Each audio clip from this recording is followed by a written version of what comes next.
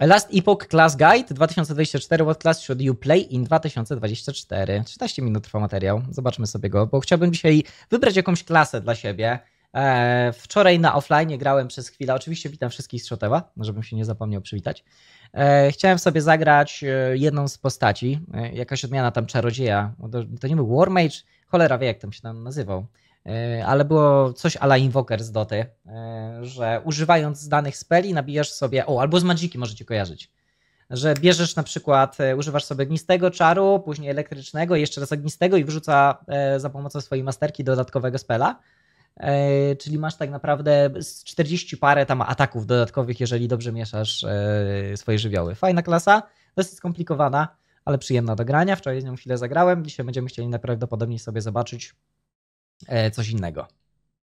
Ogólnie takie pierwsze moje wrażenie Last Epocha było, widzowie, takie, że jest to dobry balans pomiędzy Path of Exile i Diablo, bo ma taki bardziej Diablo look. Muted, aha, dobra. Bo ma taki bardziej Diablo look, ale za to jest mniej troszeczkę skomplikowane niż PoE, ale i tak ma bardzo dużo aktywności, więc całkiem spoko. This game in general has a bunch of fun and overpowered classes and masteries to play, and we have a very unique variety to choose from. But the big question is, which classes are actually good, and will do the highest damage and much more. So I've done a bunch of testing, and here are the best classes and masteries that you should try Jest chyba War out. Mage. So if this sounds interesting to you, then let's get right into it. So then moving over to the first class, which is the Sentinel. The Sentinel is your typical warrior/knight type of class. Ej, ale wygląda całkiem przyjemnie tym Sentinelem, nie? Taki niby warrior, ale nie jest za bardzo ociężały. Nie taki barbarzyńca, tylko rycerz. This class fits the player who likes the bruiser type of playstyle. He also has some of the highest support for throwing attacks in the game. The Paladin Mastery will fit the theme of a tanky healer. O nie, Hammeradin z Diablo 2.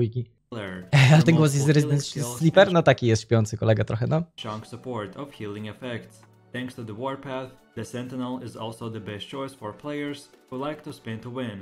And overall the Sentinel has 3 mastery/subclasses available. So the Void Knight, Forge Guard and the Paladin. Okay. The first Void Knight mastery specializes in Void Damage. And it happens fajne, Void Damage jest zazwyczaj jednym z najlepszych modyfikatorów w grach tego typu, więc... to be the only mastery with a Void support. Void Knight has nose for Leech, and then a Void-based element called the Time Root, and damage increases for not wearing a shield. Okay. However, the most interesting feature of this mastery is the ability to create echoes. Czyli taki Void Berserker trochę, tak? Create a copy of one of your skills a short period after using that specific skill. While this mastery is largely themed around melee, it also can support throwing skills. And the Sentinel subclass has one of the most powerful builds. Tylko jest jeden problem z tą klasą, jak tak na nią patrzę. Jeżeli wchodzimy do gry typu hack and slash, to raczej oczekujemy takiego mocnego rozpierdolu na ekranie, a jak ja sobie patrzę na tą klasę, to ona jest taka, wydaje się bardzo powolna, taka na zasadzie, że nie atakuje zbyt dużej ilości celi, bardziej się skupia na pojedynczym atakowaniu, takim jednym ataku mocniejszym. Nie wygląda zbyt spektakularnie, tak bym rzekł. Based around void spells. Then the second one is the Forge Guard. This mastery is themed around physical damage, which includes the element bleed. Forge Guard provides support for both two-handed and swords and board playstyles. There are also a number of passive nodes devoted to the throwing attacks. This mastery bonuses are devoted to the defense through armor and resistance. And then finally ja zawsze miałem problemy z buildem typu hamerki dookoła, ze względu na to, że bardzo często ciężko jest trafić po prostu przeciwnika. Musisz sobie atak speeda mocno increasować, żeby jakkolwiek czyścić. Plus nie możesz sobie wybrać, w którą stronę twój atak ma lecieć. Jest to dosyć irytujące, nie przypadam z takimi buildami. This mastery is themed around fire damage, including the element ignite and healing. Ale to z ignite'em już wiem, że jest na przykład bardzo dobre, sprawdzając sobie tego sorcerera ostatnio, więc zapewne bardzo dobra klasa, ale trochę irytujący gameplay dla mnie. Za wolny. Ale bardzo tanki będzie. Of being able to scale the adaptive spell damage while wearing a shield, allowing for a tanky spellcaster playstyle. Then for the second main class we have the Mage. Every ARPG needs a Mage class, and Last Epoch is no different. Tu jest bardzo ciekawa też subklasa jedna, tego War Mage'a, który będzie korzystał z miecza i jestem ciekawy, jak ona tu będzie przedstawiona, jak wygląda nią gameplay, bo to troszeczkę mi takiego Warlocka właśnie z Dark and Darker przypomina. The Mage uses elemental damage to destroy their enemies, which means that they have tons of skills for fire, lightning and cold damage types. This class also takes the advantage of the ward, which provides a strong defense layer. As far as masteries go, the Mage provides players with your typical Mage playstyle that deals damage by using spells, which is often at range. The Spellblade plays more differently, using melee attacks combined with spells and a lot of ward generation to create a unique playstyle. The Mage has overall 3 subclasses / masteries, called the Sorcerer, Spellblade and the Rune Master. The first Spellblade, tak? A nie Warmage, sorry. Mastery is your typical spellcaster, which specializes in ranged spells and big elemental AoE damage. He's themed around fire, lightning and cold damage, and critical strikes are well supported by the Sorcerer's skills and passives. Też taki spoko, taki mage zwykły, no zawsze będzie okej, nie? You won't get as much crits as the Spellblade, the Sorcerer still has support for the ward. The mastery bonuses provide additional mana and spell damage. Then the second one is the Spellblade. No i to wygląda na przykład totalnie zajebiście, ten Spellblade. Mastery is your typical melee wielding spellcaster. He has bunch of melee skills that can also proc spells. Czyli widzę, że to jest taki klasa nastawiona na bardzo mocne jebnięcie pojedyncze, czyli stakujesz sobie jakiś damage, później walisz kurde jedną taką bułę. Synergistically bleeding the two playstyles together into a very satisfying combination. Like the Sorcerer, the Spellblades are themed around fire, lightning and cold damage. They have superior ward generation support than the Sorcerer, which is necessary. A i w ogóle jak zajebiście tutaj walka z bossem wygląda, nie? Jest bardzo wymagająca z tego co widzę, ale arena jest rzeczywiście taka mocno aktywna, cały czas musisz coś tam klikać i unikać tych wrogów, spoko. Their tendency to be in a melee range. Spellblades also have a lot of support for using one skill to build up damage and then unleashing it with a huge burst from another. So if you're looking for a generation / spender type of playstyle, then this is the mastery for you. Jak w Lost Arku były te mega bossy? No w Lost Arku były, ale kurde, Lost Ark też próbuje wszystkim i niczym przy okazji, plus te anime postaci strasznie mnie się dały. We have the Rune Master. We will be able to cast the elemental skills that create runes that are based around the elemental type of the skill. Using runic invocation, this will expand those runes to choose a spell to cast. The spell it casts can be determined by the rune combination. I to jest ta zajebista klasa typu Invoker z Doty właśnie, bardzo mi się podobała, tylko no, ona zajebiście wygląda i nawet wyglądasz jak totalny kozak, jak używasz randomowych umiejętności na niej, ale jest pewnie easy to learn, że tam wiesz jak to działa, ale very hard to master, nie? Created by the elemental skills. To grasz jak na keyboardzie. The number of rune elemental types and order, it can create a total of 40 distinct spells. Such a large number of spells from a single skill creates almost limitless possibilities. Acolyte, to będzie coś pod Necromancera pewnie, nie? For the next class we have the Acolyte. This class is a dark magic user. The Acolyte thrives with blood, necrotic and poison damage. She can curse her enemies, debuffing them before unleashing her breath.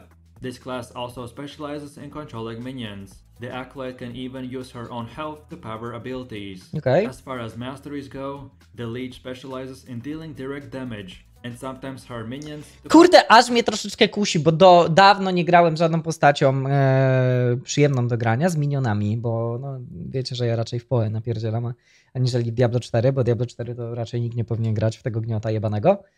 Więc to też jest klasa do spróbowania dla mnie. Her abilities. The Necromancer focuses on her minions and can deploy them in a wide variety of ways, czyli typowy Necros. As an army, a single powerful to nie będzie jakiś właśnie Dark Magic, tylko build typu podkości. Or even turn them into exploding grenades. All classes in this game can use all damage types, but each one excels at few of them. The Acolyte has the most support for physical, necrotic and poison damage, including the related elements of bleed and damned. However, her minions also have support for fire and cold damage, making this one of the most damage versatile classes. The Acolyte overall has 3 subclasses / masteries, called the Leech, Necromancer and Warlock, which is in the development. Oh, Warlock i Leech. The first subclass is the Leech. Leech is the master of dark arts, which is able to cast physical spells through blood magic, as well as having a firm grasp of the necrotic and poison damage. While her skills are often cast at range, she's also trochę wyglądało jak set Talraszy z Diablo. more capable when it comes to the melee combat. Pewnie jakieś ulti. Necromancer is the main minion mastery, Leech also is able to deploy and take advantage of them. The most unique thing about this mastery is the ability to sacrifice her own HP in order to increase her power, creating an increased risk/reward type of playstyle.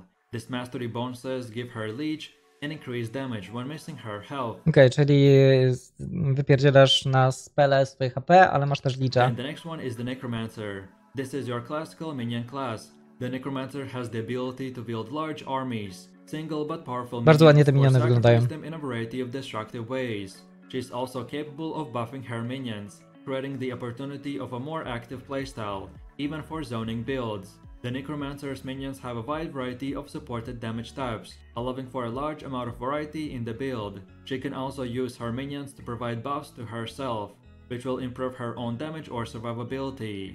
The mastery bonuses will provide her with more skeletons or skeletal mages, as well as increased minion damage.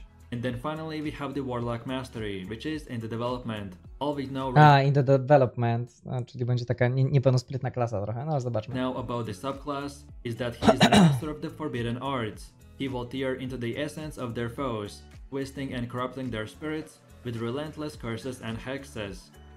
Czyli czyli na klątwy giereczka, czyli taki troszeczkę voodoo jester z Diablo trójki.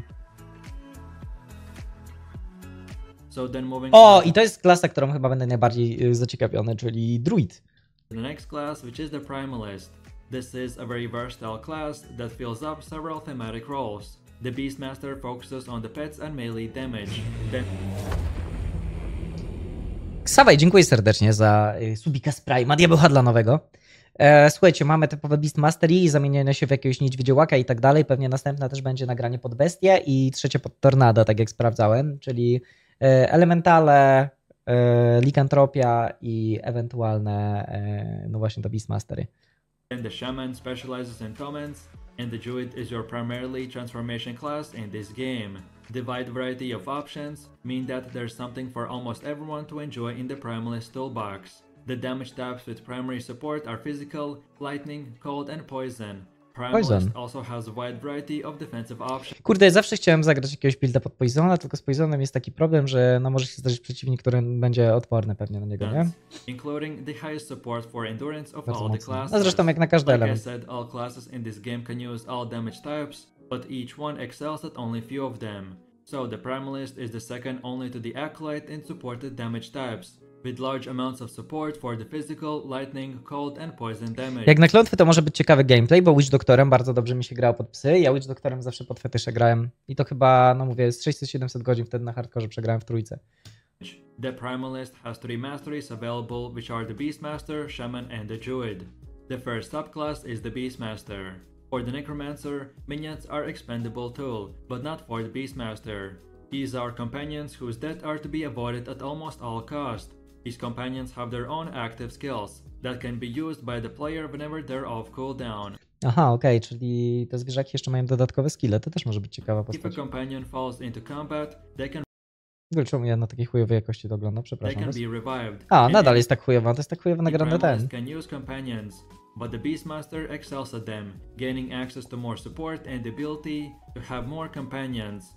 He also has strong support for the melee and physical and poison damage types. The Beastmaster's most unique mechanic comes from the aspects, which are special buffs that he can apply to himself and his companions through certain actions. Czyli aktywujesz sobie aspekt i boostujesz ewentualnie jakieś kompaniony swoje. Then the next one is the Shaman. Cześć, umyte jaja, witam cię, widzę. This mastery is your primarily totem user, but he also excels at spellcasting. His damage type support is largely around cold and lightning, but he also has some physical skills. He can use totems for direct damage or provide buffs to spells. Melee skills. Postać na totemy, ona też tak na papierze wygląda dosyć niezachęcająco, ale po PoE wiem, że buildy na totemy są wyjątkowo silne i wyjątkowo bezpieczne. Wcale nie gra się nimi aż tak bardzo źle. Jestem ciekawy, jak to wygląda w LAST EPOCHu. Tu też jest build, który mnie kusi mocno. Or even companions. His mastery bonuses reduce totem mana cost. Przez PoE wolna ta gra mi się wydaje? No widzisz, że dużo ludzi narzeka, że PoE jest wolna, gdzie PoE się zapierdala jak motorówka, nie? Też jest pewnie kwestia tylko giru, nie? I twojego movement speeda i tak dalej, i tak dalej. Później clear time się przyspiesza na pewno. The shaman's elemental resistance while he's controlling the totem. And then finally we have the Druid. The Druid's most notable feature is the ability to transform into a Werebear form, Spriggan form or Swarmblade form. Werebear and Swarmblades are mastery exclusive. Kurwa, jestem ciekawy, jak to będzie wyglądało też z tą przemianą w niedźwiedzie czy coś takiego. Czy to będzie tylko na chwilę aktywowane, czy rzeczywiście mogę się zamienić i zmieniam się jakby w tą postać na cały gameplay, nie? To by było zajebiste.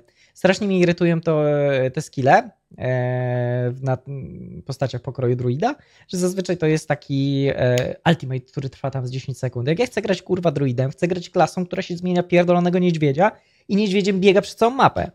This class a must for anyone who wants to experience all of the transformation playstyles. He also has the ability to switch between multiple forms, which will gain him buffs from doing so.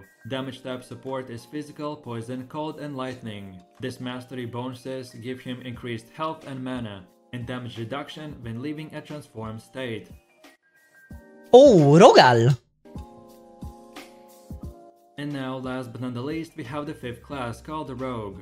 The Rogue is your jack of all trades type of guy, with playstyles of a ninja, assassin, and even a ranger. Okay. The Rogue has a skill set that includes attacking from the shadows, firing with the bow from range, and even melee ranking skills. So he can Rogal zazwyczaj jest taką postacią, którą na pierwszy rzut oka nie chcesz grać, a później się okazuje, że nią ci się gra najlepiej. Przynajmniej ja tak mam zazwyczaj w grach. He also has the widest variety of defensive options at his disposal, including the most dodge support and exclusive access to glancing blows damage support. He's largely based around physical and poison, but he has solid access to fire, cold, and lightning, which will only add to his versatility. The Rogue also has access to shadows, which is a unique mechanic. A czemu to jest pokazany gameplay z PoE? That creates a copy of the Rogue and mimics the next skill used. The fuck? As far as masteries go, the Rogue offers two very different playstyles. The Blade Dancer is focused around melee with some throwing support, while the Marksman is the only mastery that can use a bow. And for now, the Rogue has two masteries. Czy gościu fajnie gada, jak się go tam, znaczy fajnie gada jak zamuł, nie? Ale jak się wsłuchasz, to tam opisuje mniej więcej, na czym te klasy polegają. Trochę nie ima się to do tego, co się dzieje na ekranie, ale... With the last third one called the Falconer, which is in the development. The first mastery is the Blade Dancer. The Blade Dancer fits the ninja/assassin type of playstyle. Fajnie. Skills like the shuriken and smoke grenades. A unique feature of this mastery comes from the Shadow Daggers, which is an ailment that guarantees to crit when used.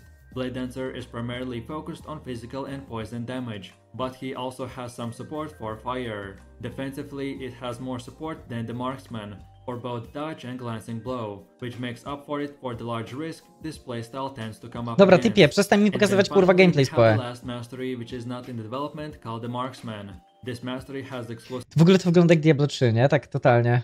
1 do 1 praktycznie. access to both bows and quivers, and much of their damage. Jak ten akt... kurwa, Diablo 3? Nie, jak Diablo... Nie, Diablo 3. W Diablo 3 też była taka lokacja, bo Diablo 2 jak się balerany robiło, to się Diablo napierdala przed tym. No. Skills only with bow. Your main skills are the multi-shot and hail of arrows, but there are also Czwarty some akt? more unique options. This mastery has Bardzo much podobnie. better balance of supported damage tabs, because of the physical, poison, fire, lightning, and cold all being good build options. So then in my last and final summary, the Sentinel is your typical warrior or knight type of class, but with some interesting thematic options. No dobra, czyli dla nas, tak już nie będziemy tego summary oglądać, najbardziej chyba siada dla mnie druid, albo pod totemy, albo pod niedźwiadka. Ewentualnie ciekawie też wygląda, no któryś z tych rogali na Assassination by był całkiem spoko. Przekonuje mnie też troszeczkę granie tym War Mage'em takim, tym Spell Swordem, bodajże tak się nazywa. Coś na pewno dla siebie znajdziemy, jeszcze sobie dzisiaj przed startem naszej postaci wybierzemy na 100% klasę, którą będziemy chcieli grać. No i dobra, już je znamy.